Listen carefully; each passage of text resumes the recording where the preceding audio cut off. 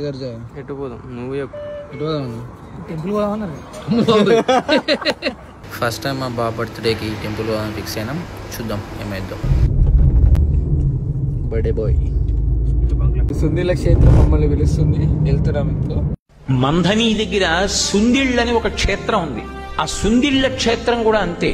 నరసింహస్వామి, యోగ నరసింహస్వామి. అసలు ఆ క్షేత్రానికి బయలుదేరితే బాహ్యాంతర శౌచములు లేకపోతే అసలు ఆ ఊరికి వెళ్ళనివ్వడు. దారి తప్పిపోతుంది కారు, ఇంకోవైపుకి వెళ్ళిపోతుంది. ఆ ఊళ్ళో ఉన్న వాళ్ళు కూడా తీసుకెళ్లలేరు. నాతో స్వయంగా అక్కడ వేద పండితులు చెప్పారు, ఆ ఊరు వెళ్ళలేం, దారి మర్చిపోయి ఎటో వెళ్ళిపోతుంది కారు. ఒకవేళ వెళ్ళినా ఆ దేవాలయం రాజద్వారం దాటి అడుగు లోపలికి పెట్టలేరుట, స్పృహ తప్పి పడిపోతారు. ఆయన అనుగ్రహము ఉంటేనే లోపలికి వెళ్ళడం. నేను ఆ క్షేత్రానికి వెడతాను అని అడిగినప్పుడు కూడా నన్ను తీసుకెళ్లినటువంటి వేద పండితుడు ఏం చెప్పారంటే, అయ్యా ఇత పూర్వం ఒకసారి నేను ఒకళ్ళని తీసుకెళ్లబోయి దారి తప్పిపోయాను, నాకే గుర్తులేదు ఆ ఊరేమిటో. ఆ ఊరికి ఆ ప్రభావం ఉందండి.